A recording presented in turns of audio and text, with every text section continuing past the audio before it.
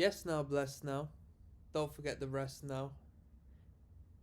Just had to have a little clip out, yeah? Because the tune that followed was Hybrid Stigmata, The Apostasy. I apologise in advance. I've done a reaction to that video. I got recommended that one by one of my followers. So check the catalogue if you want to check that one out.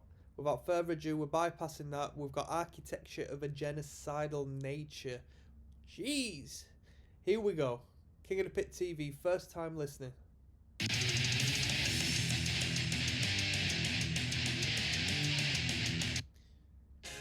Okay, we got a nod, but that was like a thrash metal style riff, wasn't it? Let me show you how to quickly push open party it with style Shopify. riff. One to get the crowd moving. That.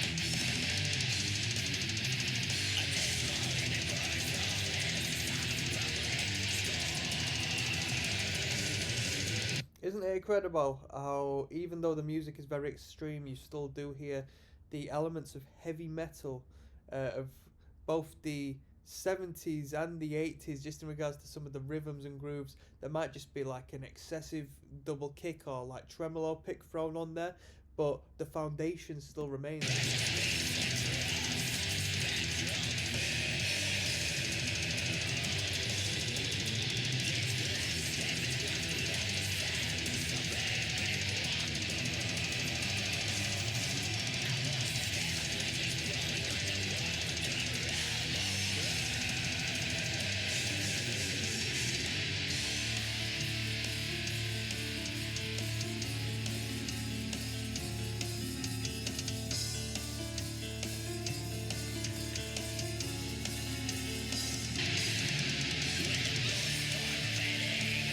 I love the branch of sound they create purely as, you know, as good as they are as musicians. We have all heard the blast beats now. We have all heard, you know, the grimness of the vocal, and we have all heard, you know, how heavy the guitars can play and how melodic they can play. So when they dumb it down, well, they don't even dumb it down, but when they dry it out into a clean tone, they rid of the distortion, they let the keys have time to shine with a nice little clear melody.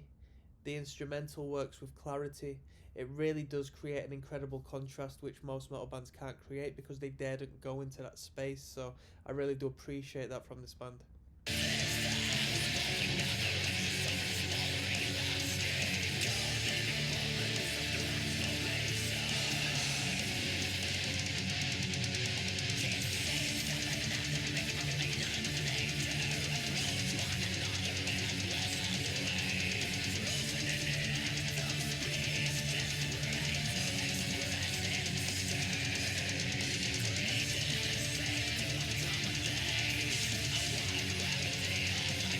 How much do you reckon Dimmu Borgir are getting paid per show? Do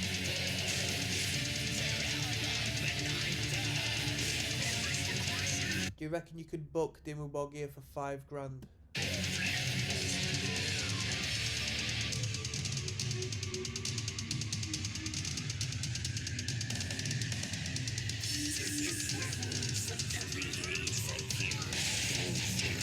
I don't know what to think about them grim vocals.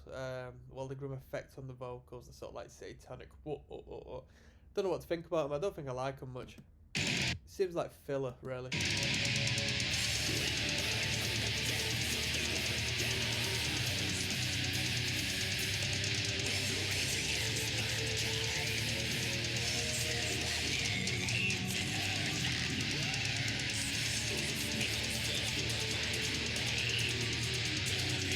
Grim frog vocals.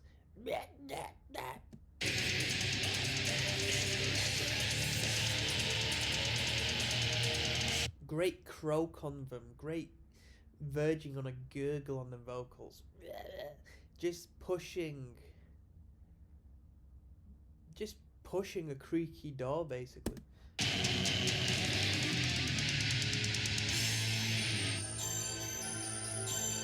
Very nice. Takes you on a journey to these bits. Very mystical, very magical.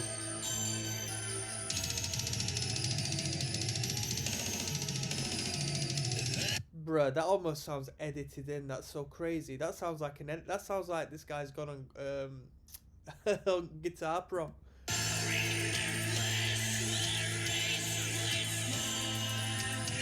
Right, we're going emo now. This is straight up crust punk emo. Sounds like leftover crack. Sounds like folk punk.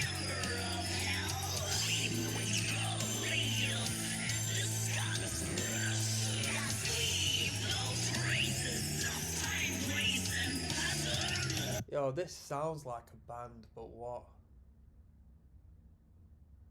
Oh, this, I can't put my finger on. This sounds like something.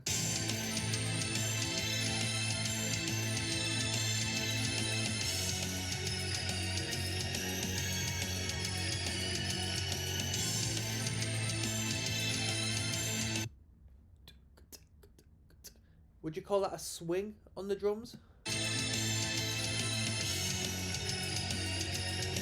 Could play some good blues music to what that drummer's doing.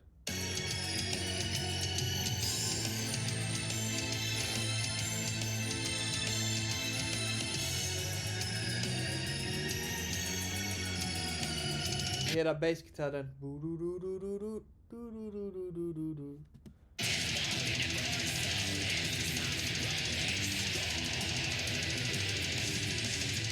Ooh.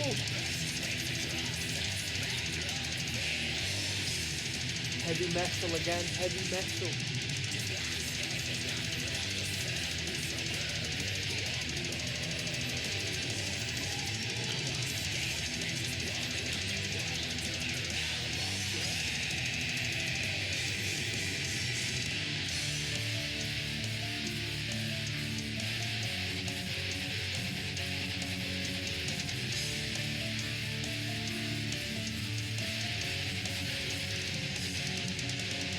There's definitely a paranormal factor to the tone and the melody the keys are playing right now. Very spooky, almost Halloween-esque.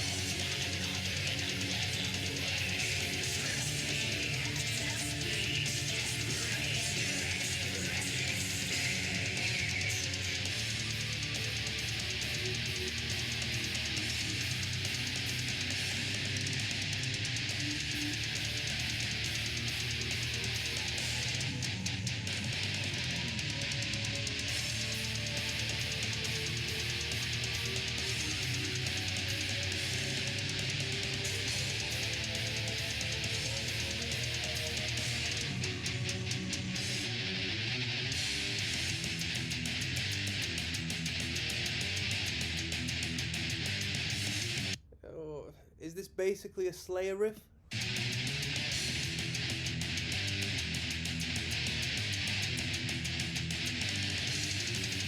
Oh.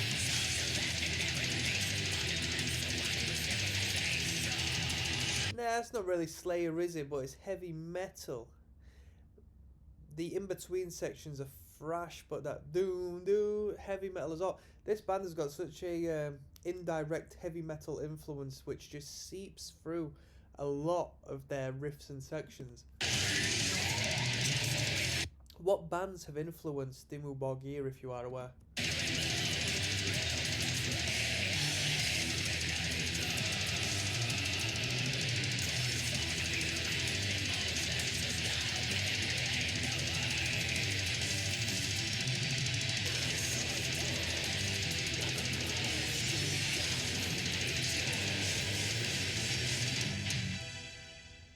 Cool.